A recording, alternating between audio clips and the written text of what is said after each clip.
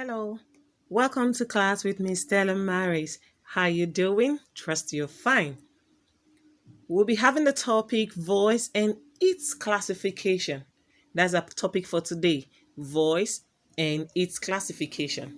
We will be looking at what is voice, where do we sing from, how do we use our voice, and what are the classification of voices. Now, voice is the oldest musical instrument in the world.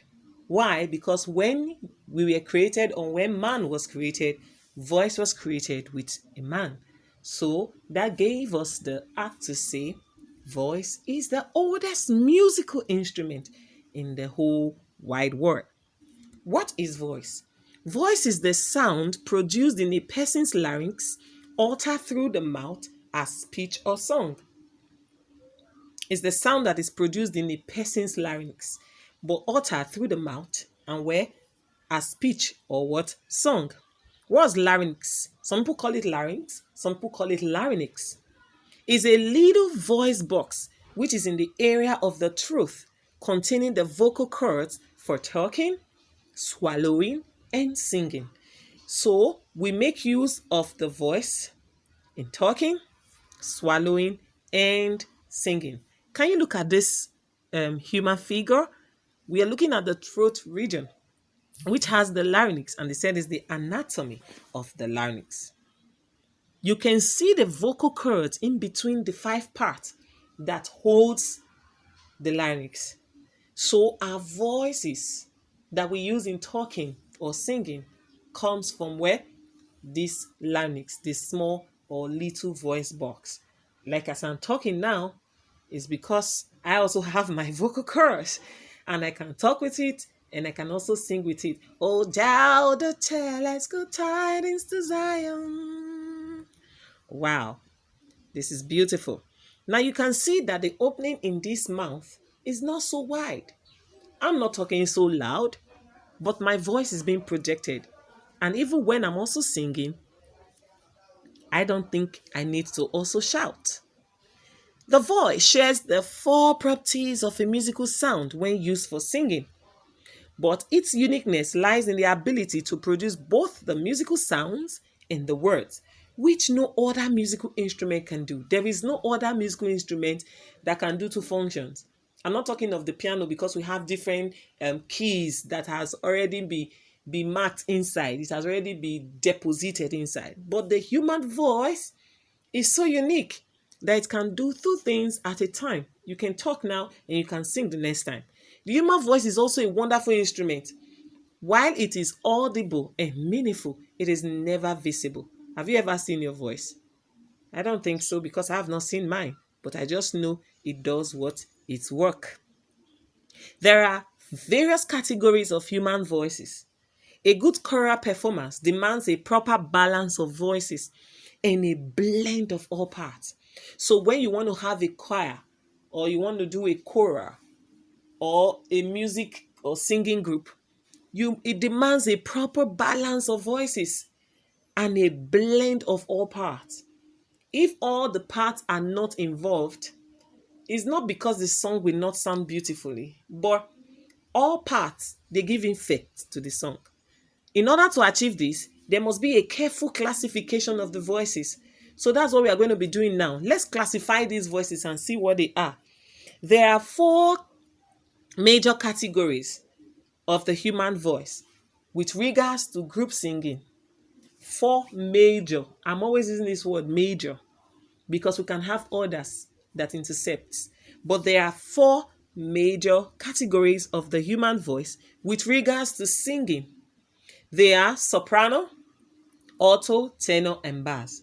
Why we put the treble in the box after soprano is because we have some little people or some people who can't pitch their voices. We have children who can pitch. So we just put them in the category of treble singers. But the ones who can pitch their voices to a very high level, we call them the soprano. Then next we have the alto, we have the tenor, and the bass. These parts are split into two. We have the female and child voices. Then we also have the male voices. Now let's look at the female. The female is soprano and alto. But we have the one that comes in between that is known as the mezzo soprano. So we call it the middle part. But the soprano is the highest female voice. Soprano is what? The highest female voice. Then we have alto as the lowest female voice. Like I said, treble is the word for a child's voice. People who can't really pitch their voices. The one you're having as contra alto is same as alto. So we take it as soprano is the highest female voice, while alto is the lowest what? Female voice. Now let's look at the male voices. We have the tenor and we have the bass. The tenor is the highest male voice. I didn't say is the highest female. It is soprano that is the highest female voice, while tenor is the highest male voice. Then we have bass as the lowest male voice. Just like we have soprano and alto, we also have tenor and bass. But we have baritone that stays in between. But most times when you have a group of singers, a choral group or a choir, you might not find baritone or mezzo-soprano. So that's why we say there are 4 major parts. A complete choir deals with soprano, alto, tenor, and bass. Except we are having some who can pitch up or who can come to the lowest part. We put them in between, the middle part. That's why we say mezzo-soprano or baritone. Let's take a look at how they are arranged on the staff. This is a grand staff that has the treble on top and the bass below. You can see it there. Treble, 5 lines and 4 spaces up. Bass, 5 lines and 4 spaces down. You can see the notes arranged on a straight line. There are 4 notes. The first one, the stem goes up. The second one, the stem comes down. The third one, the stem goes up. The fourth one, the stem comes down. So they are being picked. Soprano takes the first one that the stem goes up. Alto follows as next. Tenor takes the next one, and you have bass. Now you're having la, fa. Okay? Then when you come down now let me explain this a little. These are split into 2. Soprano and alto, they take the treble part, which is the up part. You can see that's where their notes are written. While tenor and bass, they take the bass staff. You can see now that that's where their notes are also what? Written. Fa, do, fa, la. So they are taking their voices at each point. So once again, we say that voice is the oldest musical instrument in the world.